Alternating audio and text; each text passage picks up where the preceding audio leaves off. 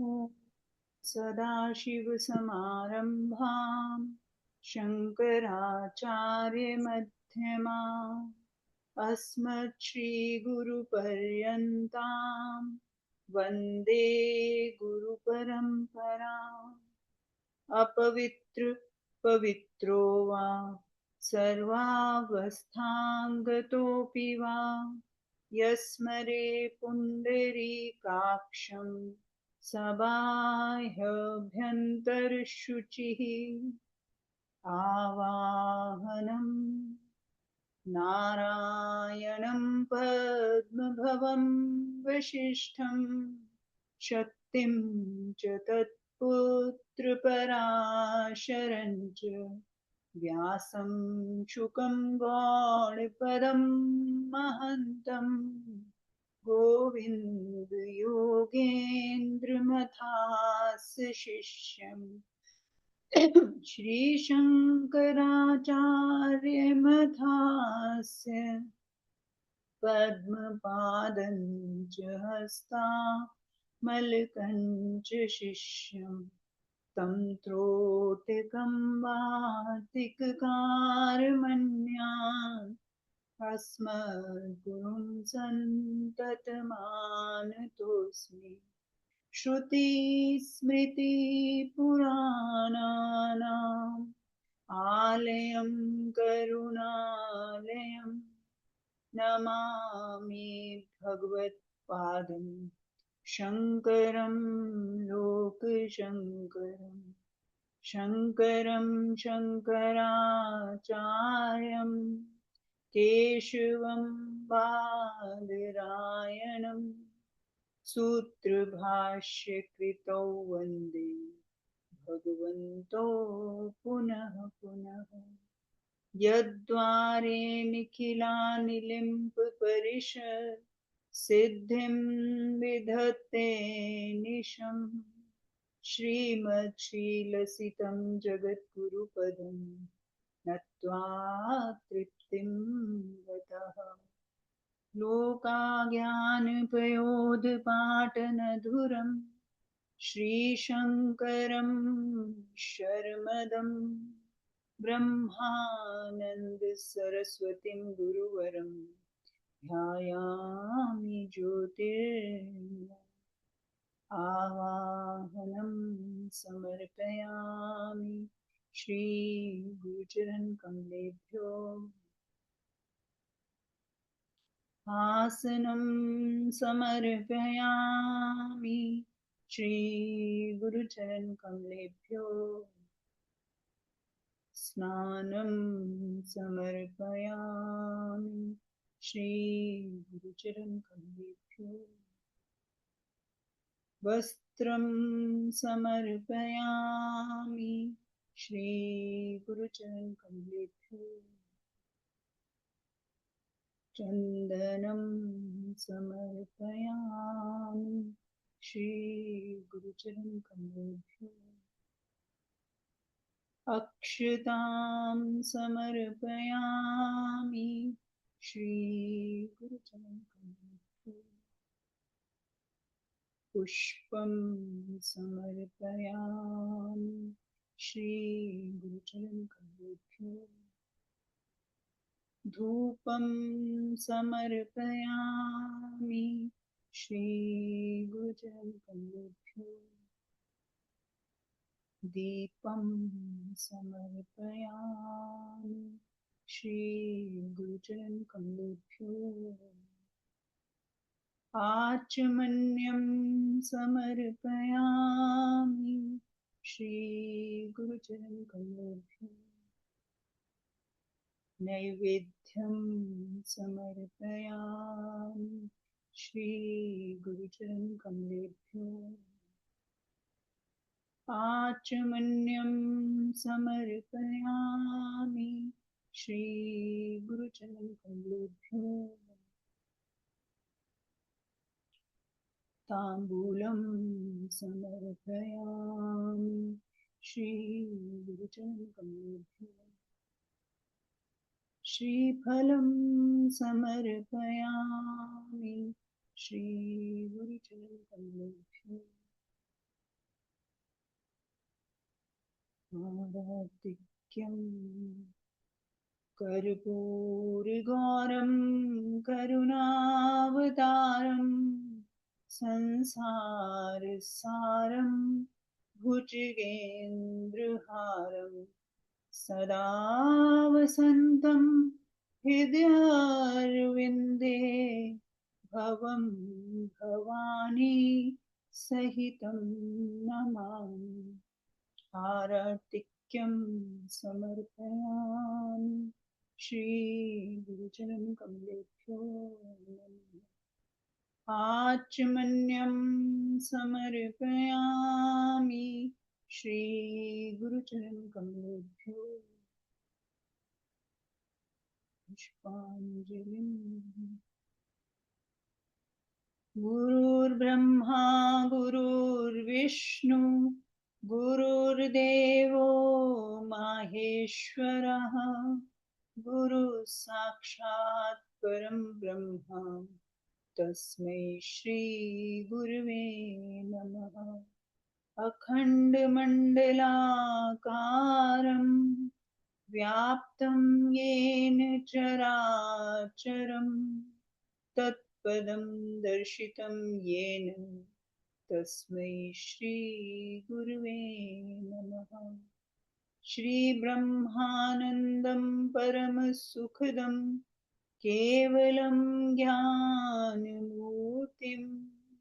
विश्वातीतं गगनसदृशं तत्त्वमस्यादिलक्ष्यम् एकं नित्यं विमलमचलं सर्वधी साक्षिभूतं भावातीतं त्रिगुणसहितं सद्गुरुं तं नमामि। अज्ञानतिमिरान्धस्य ज्ञानाञ्जनशलाकया चक्षुरुन्मिलितं येन तस्मै श्रीगुरुवे नमः।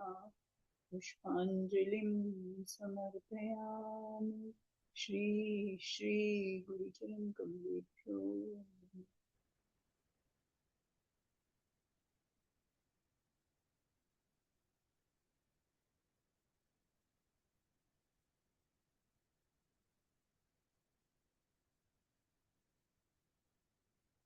ठीक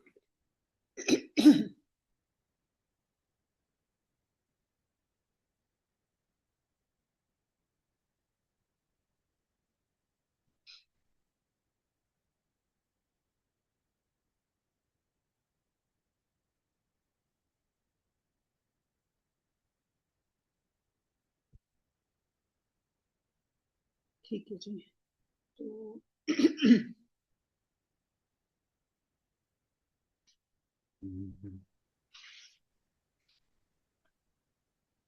हमने कल ये श्लोक आधा किया था, ये इसको आज कंप्लीट करते हैं। पेज नंबर है 482 481 सॉरी 481 पर विशेष बात है श्लोक नंबर 44 की।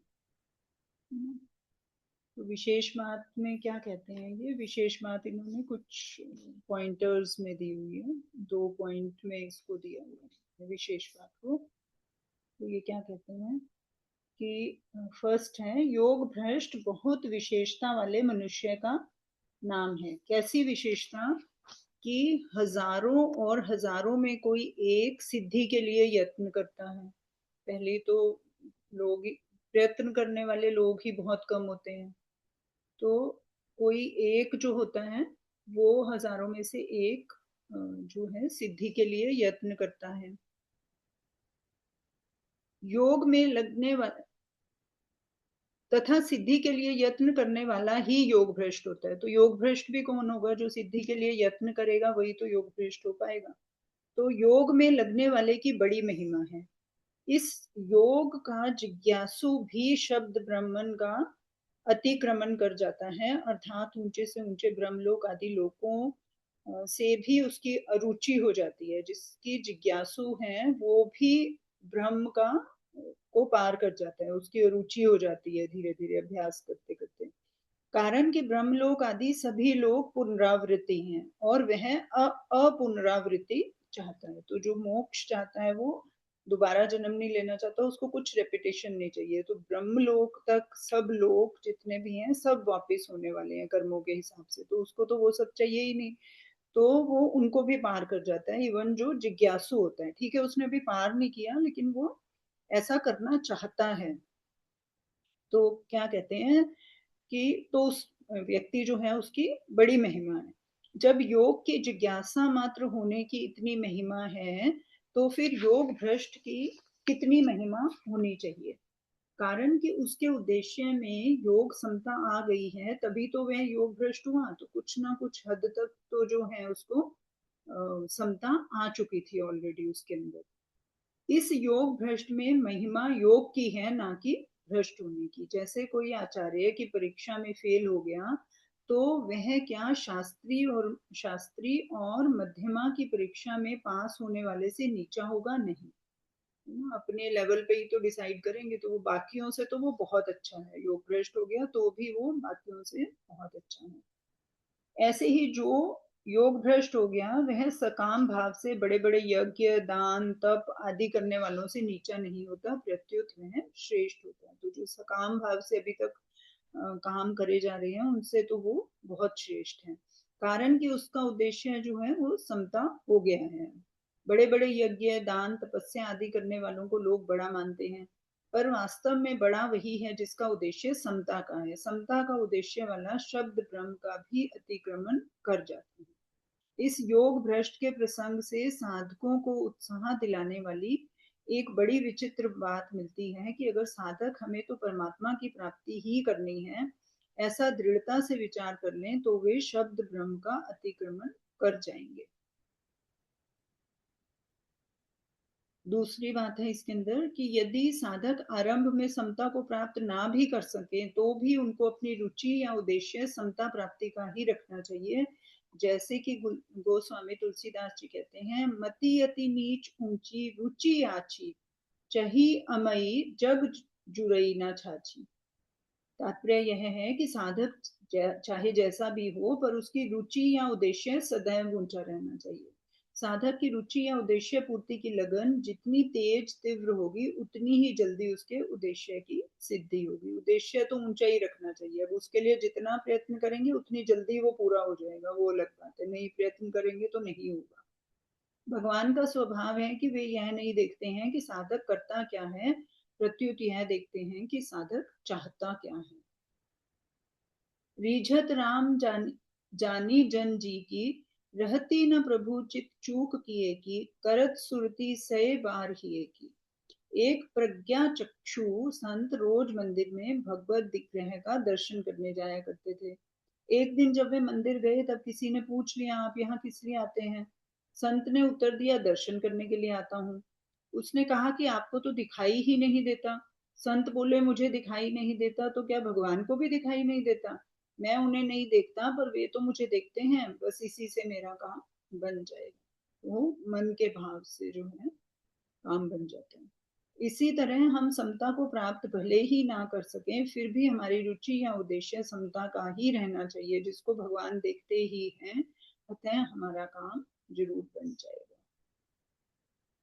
फिर परिशिष्ट भाव में कहते हैं कि सांसारिक पुण्य तो पाप की अपेक्षा से द्वंद्व वाला है, पर भगवान के साथ संबंध सत्संग भजन आदि से होने वाला पुण्य योग्यता समर्थ्य विलक्षण है। इसलिए सांसारिक पुण्य भगवान मनुष्य को भगवान में नहीं लगाता, पर भगवत संबंधी पुण्य मनुष्य को भगवान में ही लगाता है। यह पुण्य फल देकर नष्ट भी नहीं होता। सांसारिक कामनाओं का त्याग करना और भगवान की तरफ लगाना दोनों ही भगवत संबंधी पुण्य है। पूर्वाभ्यासीन ते नैव पदों का तात्पर्य है कि वर्तमान जन्म में सत्संग चर्चा आदि ना होने पर भी केवल पूर्वाभ्यास के कारण वह परमात्मा में लग जाता है। इस पूर्वाभ्यास में क्रिया प्रवृत्ति नहीं है, प्रत्युत गति है। आगे 15वें अध्याय में गति और प्रवृत्ति का भेद बताया गया है। जिज्ञासुरपि योगस्य शब्द ब्रह्म अतिवर्तते में भी क्रिया वाला अभ्यास ना होकर गति वाला अभ्यास है। ये एक जो मोशन में स्टार्ट हो गई जो चीज, उसकी गति से मतलब ये है कि आगे बढ़ेगी, वो सिर्फ आगे ही जाएगी। क्रिया क्या है, वहीं पे खड़े खड़े भी हो सकती है, वहीं पे उसी टाइम पे भी खत्म हो सकती है, लेकिन गतिमान जो जिस शब्द को हम गति लगा देते हैं जहाँ पे, वो कहीं प्रोग्रेस करेगा, इट इज प्रोग्रेशन। तात्पर्य यह है कि इस अभ्यास में प्रयत्न भी नहीं है और कर्तृत्व भी नहीं है, पर गति है, ना कर्ता भाव है और ना ही हम कोई प्रयत्न कर रहे हैं, लेकिन गति है। गति में स्वतः परमात्मा की ओर खींचने की शक्ति है। क्रिया वाला अभ्यास किया जाता है और गति वाला अभ्यास स्वतः होता है। हम देखते हैं ना, हमारे मन में खुद से जो है ऐसे विचार पैदा होते हैं कि हम ये करें, मतलब खुद से जो है परमात्मा की तरफ खींचते हैं हम। बहुत बार हमें लगता होता है कि हम खुद इसमें ठीक है, अपनी भी एफर्ट डालते तो हैं, लेकिन उतनी नहीं डालते जितनी की सांसारिक क्रियाओं में अपनी एफर्ट हमें डालनी पड़ती है। इसमें एक डिफरेंट तरीके का खिंचाव होता है जो हमें अपनी तरफ खींचता है और वो करने के लिए हमें सॉर्ट ऑफ मजबूर कर देता है कि हमें वो करना है।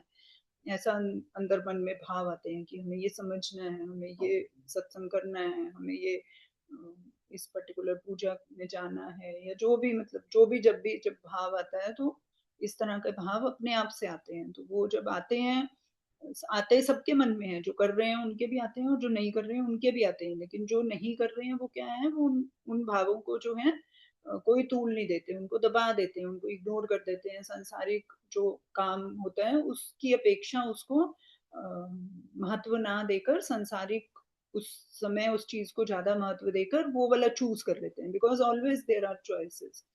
लेकिन जो साधक वो होता है जो जब जो आए मन में बात, तो उसको पूरा करने का प्रयत्न करे अपना पूरा, तो ये वो उसको साधक बोल देते हैं। साधक को भी इनिशियली बहुत सांसारिक चीजें खींचती रहती हैं, बाद में पक्का होता है वो, तो शुरू में बहुत चीजें खींचती रहती हैं। तो उस टाइम अगर वो अपने आप को संभाल के परमात्मा की तरफ लग जाता है, तो फिर उसको परमात्मा फिर अपना शरण दे देते हैं, फिर और तीव्र गति हो जाती है, फिर वो अपनी तरफ खींचना शुरू कर देते हैं। तो ये है इस श्लोक का है ना। नेक्स्ट करें या किसी को कुछ ऐड करना है?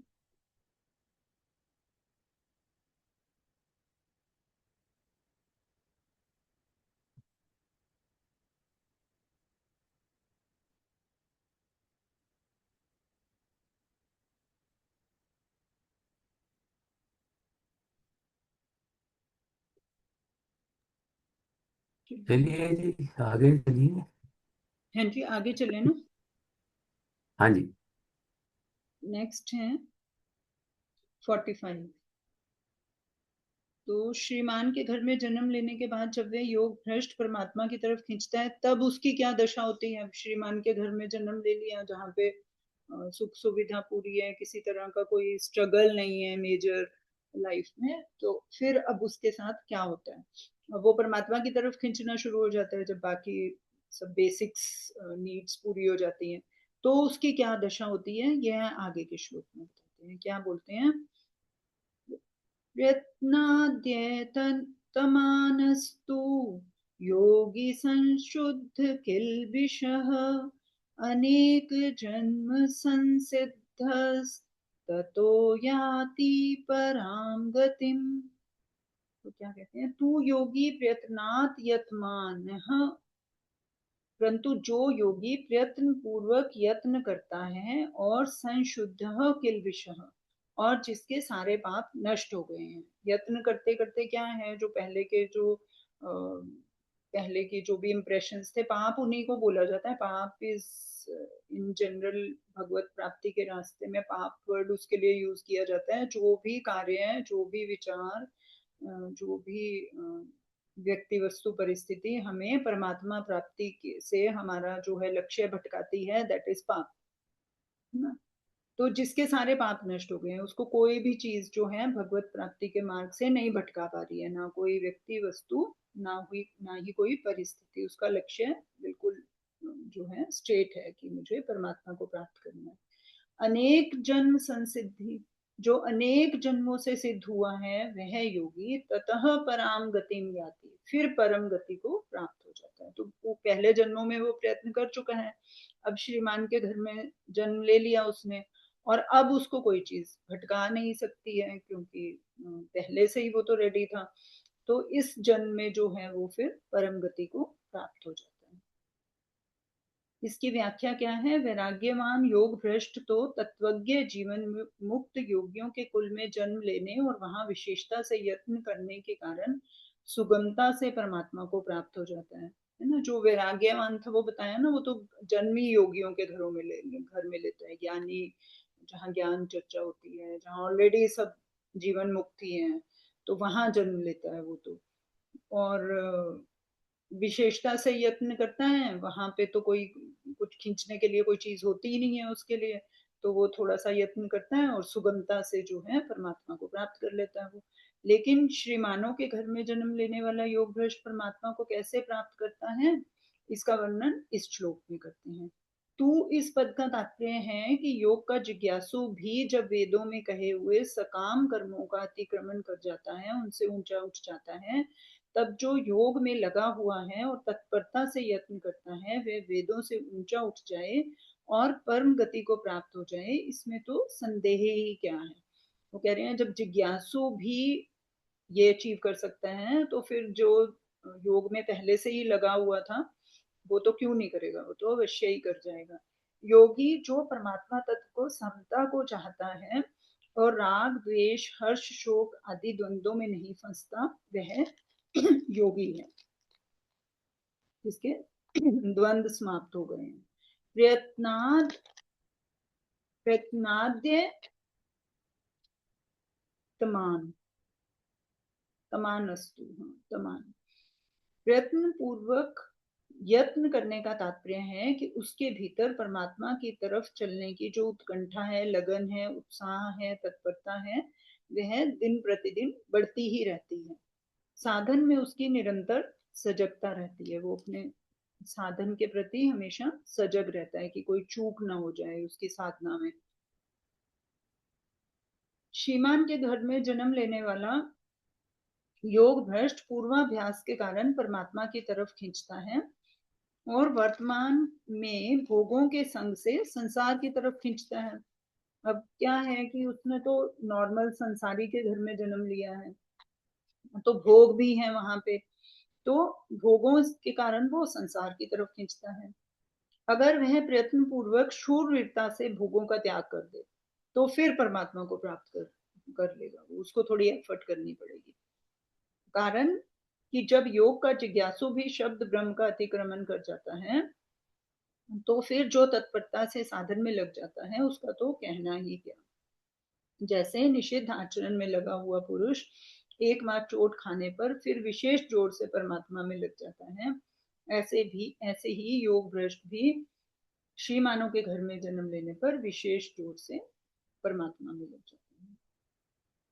जो निषिद्ध आचरण में लगा हुआ है व्यक्ति, जैसे वाल्मीकि जी का एग्जाम्पल है ना, जो चोरी करते थे फिर उनको बोल दिया कि मरा मरा बोलो, तो वो तो मतलब लोगों को मारते थे, मरा मरा बोलो तो वो राम में बिल्कुल ही उल्टा हो गया। तो इसी तरह से जो निषिद्ध गलत काम कर रहा है वो, उसको भी अगर जोर से कहते हैं ना, जब घड़ा भर जाए तो फूट जाता है, वो वाली बात, कि जब उसका अति निषिद्ध आचरण में लगता है और उसको कहीं ऐसे चोट लगती है, कुछ ऐसा समझ में आता है कि ये तो गलत है, तो वो एकदम से यू टर्न हो जाता है, वो परमात्मा में लग जाता है। ऐसे बहुत सारे एग्जाम्पल शास्त्रों में।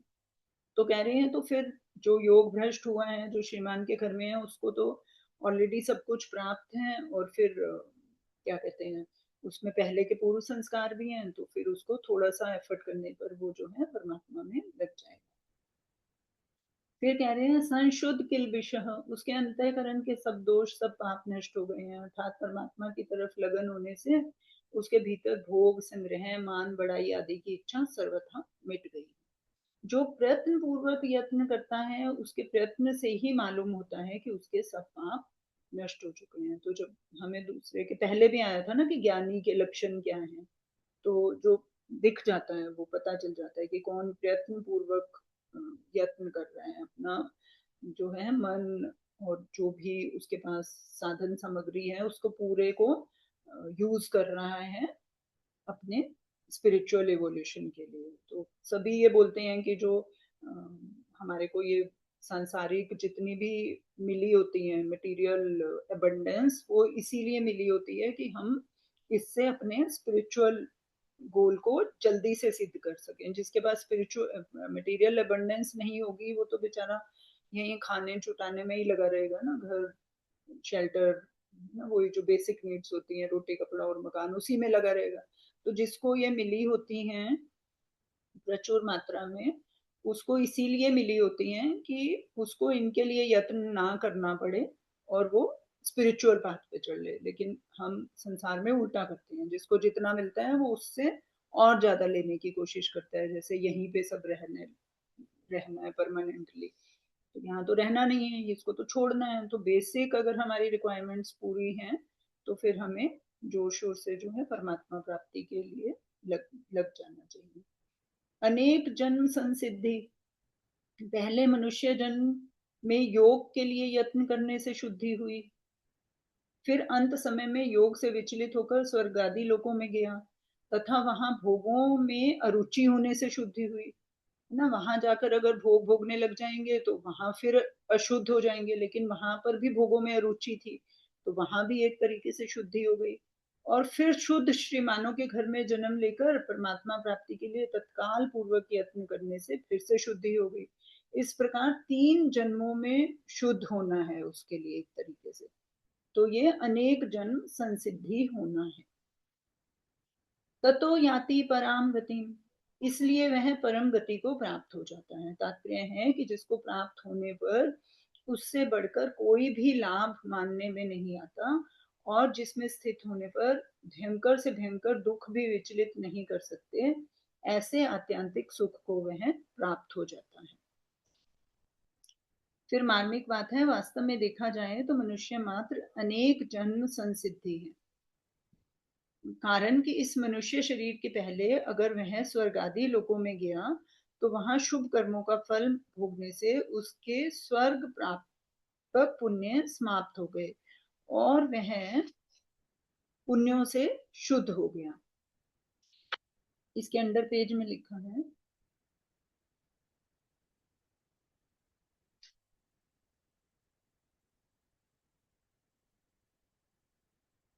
जो योग भ्रष्ट है उसके तो 3 जन्म बता दिए ना, पहले यहाँ फिर स्वर्ग लोक और फिर वापस श्रीमान के घर।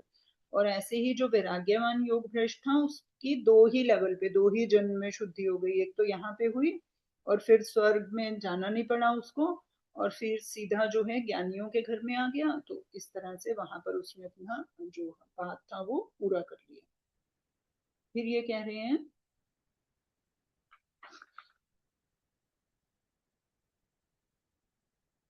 अगर तो स्वर्ग में गया तो पुण्यों से शुद्ध हो गया, है ना, सारे पुण्य खत्म हो गए। तो पुण्य, हमें तो सब कुछ खत्म करना है ना, पाप भी खत्म करने हैं, पुण्य भी खत्म करने हैं, समता में आना है। तो वहां पर गया तो पाप खत्म हो गए, और नगर नरक में गया अगर चला गया तो नारकीय यातना भोगने से उसके नरक प्रापक पाप समाप्त हो गए और वह पापों से शुद्ध हो गया। अगर वह 84 लाख योनियों में गया तो वहां उस योनि के रूप में अशुभ कर्मों का पापों का फल भोगने से उसके मनुष्यतर योनि प्रापक पाप कट गए और वह शुद्ध हो गया। इसके अंडर पेज में है, जीव इस मनुष्य जन्म में ही अपने उद्धार के लिए मिले हुए अवसर का दुरुपयोग करके अर्थात पाप अन्याय करके अशुद्ध होता है। स्वर्ग नरक तथा अन्य प्राणियों में प्राणी की शुद्धि ही शुद्धि होती है, अशुद्धि नहीं होती है ना। देखो जो 84 लाख जन्म है, इसका मतलब वो सिर्फ हम एक मनुष्य जन्म में अर्जित कर लेते हैं। वो मतलब इतने इतने पाप पुण्य कर लेते हैं कि हम 84 लाख योनियों के लिए अपने आप को एलिजिबिलिटी अपनी बना लेते हैं। क्योंकि बाकी किसी भी योनि में वो कह रहे हैं ना, तो स्वर्ग में आप जो है वो कर सकते हो, अशुद्धि क्रिएट कर सकते हो क्योंकि आपके पुण्य यूज हो रहे हैं वहां पे। नरक में सिर्फ आपके पाप यूज हो रहे हैं, you can not create more. बाकी योनियों में भी you can not create more. तो क्रिएशन कहाँ कर रहे हैं? सिर्फ और सिर्फ मनुष्य जन्म में। और इतनी क्रिएशन कर रहे हैं हम, इतनी वेल्थ इकट्ठी कर रहे हैं कि हमें 84 लाख योनियां लेनी पड़ती हैं वापस से मनुष्य जन्म पाने के लिए। अगर हम सच में सुने ना शास्त्र ध्यान से, तो हम ऐसे रोंगटे खड़े हो जाएंगे कि what wrong we are doing, मतलब कितना, मतलब how much we are wasting and कितना गलत कर रहे हैं जो हमें करना चाहिए उसके बिल्कुल ऑपोजिट। फिर कह रहे हैं इस प्रकार यह जीव अनेक जन्मों में पुण्य और पापों से शुद्ध हुआ है, यह शुद्ध होना ही इसका संसिद्ध होना है। तो मनुष्य जन्म खुद ही वैसे संसिद्ध है, तो अगर हम उसको उपयोग कर लें तो फिर हम सीधा मोक्ष प्राप्ति कर लेंगे।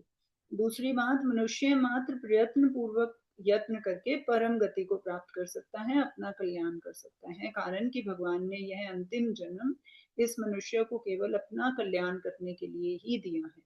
अगर यह मनुष्य अपना कल्याण करने का अधिकारी नहीं होता तो भगवान इसको मनुष्य जन्म देते ही क्यों। अब जब मनुष्य शरीर दिया तो यह मुक्ति का पात्र है ही, अतः मनुष्य को अपने उद्धार के लिए तत्परता पूर्वक यत्न करना चाहिए।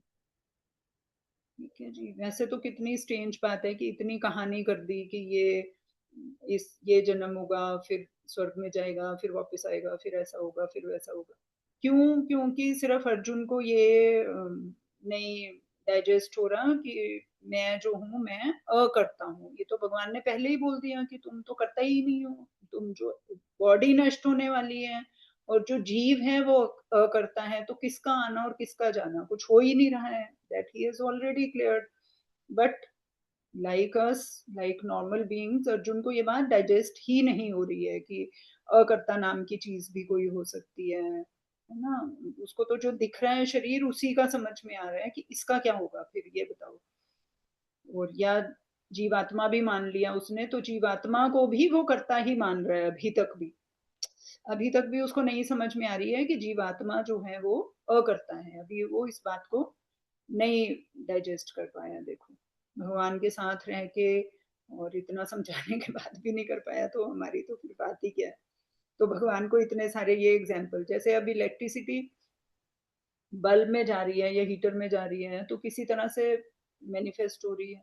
अब वो ना मैनिफेस्ट हो अगर इक्विपमेंट, तो इलेक्ट्रिसिटी को क्या फर्क पड़ता है? फर्क जो भी पड़ेगा बल्ब को पड़ेगा कि वो नई प्रकाश देगा, हीटर को पड़ेगा कि वो नई गर्मी देगा, गीजर को देगा कि पानी गर्म नहीं होगा। What is, how does it make a difference to electricity? तो like that, how does it make difference to atma, pure consciousness, कि उसको मैनिफेस्ट करने वाला कोई इंस्ट्रूमेंट बॉडी माइंड इंटेलेक्ट है या नहीं है? It doesn't make any difference to pure consciousness, and that pure consciousness is sakshi. And ये जो इक्विपमेंट्स हैं जिसके थ्रू वो प्रकट हो रही है, अभी भी अर्जुन उन्हीं को पकड़ के बैठा हुआ है, उनको छोड़ने को नहीं उससे छोड़ा जा रहा। मतलब तैयार तो खैर गलत बात है ये बोलना कि तैयार नहीं है, उससे छोड़ा नहीं जा रहा। उसके इंटेलेक्ट में ये बात नहीं अच्छे से सेटल हो रही है कि ऐसा भी हो सकता है। बाकी अब मंडे से करेंगे नेक्स्ट। और किसी को कुछ ऐड करना है?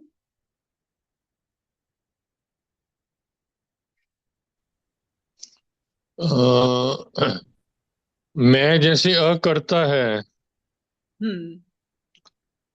तो जो योग है या जो हम सहज समाधि कर रहे हैं या कुछ भी सुन रहे हैं, तो वो फिर सब भ्रम ही सुन रहे हैं। और क्या, एक्चुअल में तो कुछ हो ही नहीं रहा ना।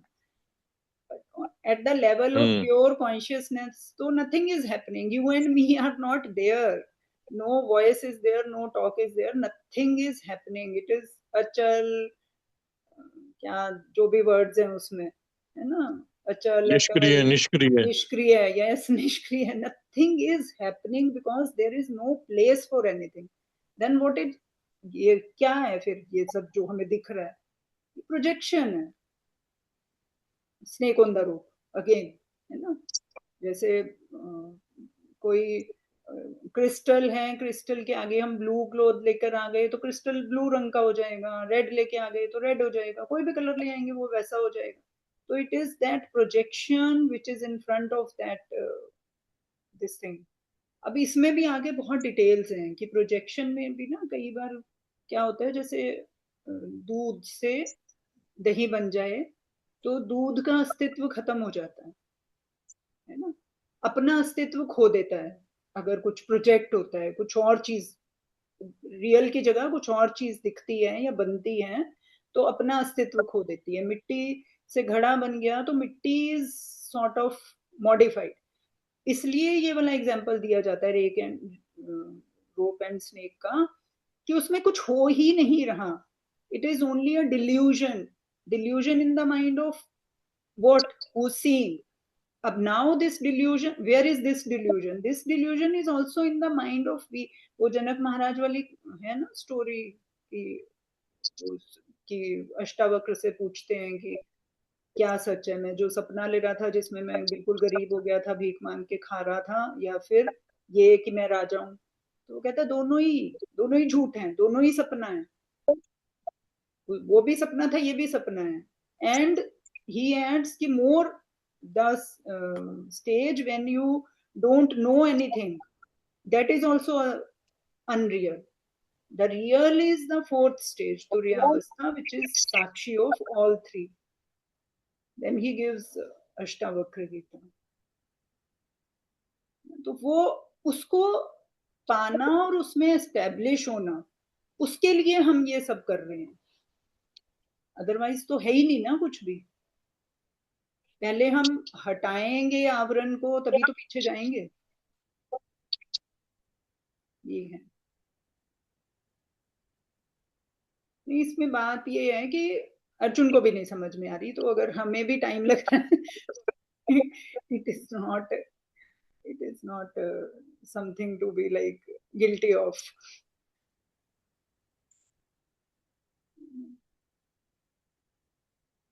ठीक है जी, फिर मंडे मिलते हैं। मीटिंग खत्म। मंडे मिलते हैं फिर। ओके जी, जय गुरुदेव। जय गुरुदेव जी। जय गुरुदेव, जय गुरुदेव।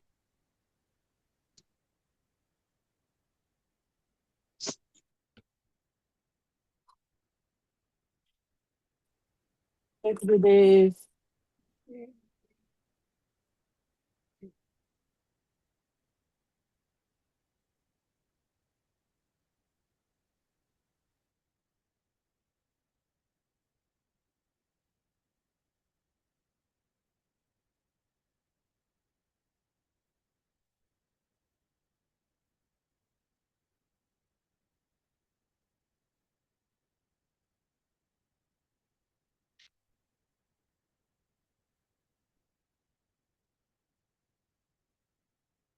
हेलो।